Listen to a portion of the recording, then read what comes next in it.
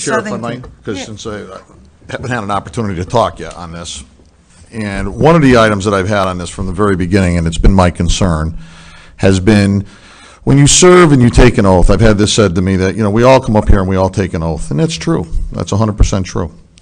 And we all sit up here, and most of us, for the most part, when you're in law enforcement, like I was for 25 years, everybody knew I was a cop. There was no question about that. They knew what I did for a living. They knew clearly what I did for a living. They knew what I did right and what I did wrong, because my occupation was quite public. We have people, and I have to swear to that when I become a police officer. I have people that are in town government that work in finance positions. But you know, every week I read in the paper about somewhere, thankfully not here, about somebody who did take that oath of office and they failed at their job. They embezzled. They hurt somebody when they shouldn't have hurt somebody. And of course you're saying to yourself, well, of course, Ed, they took action against that person because they knew what they did. If somebody steals money from town hall, I don't have to be Dick Tracy to figure out that it's probably somebody working in town hall that probably did that.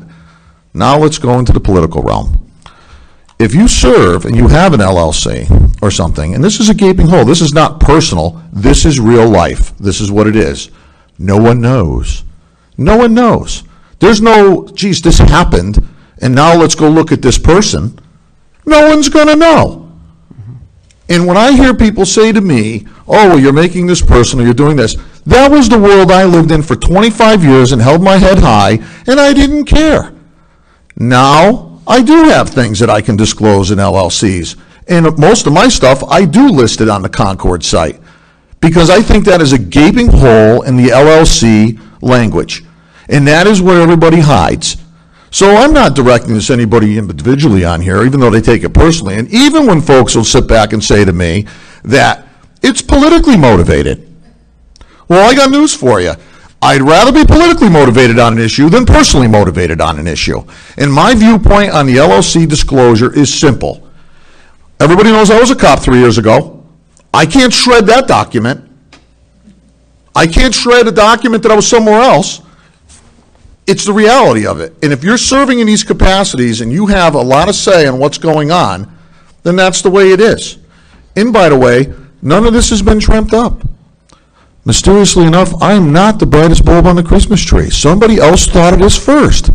The federal government did. The state government did. Many local governments did.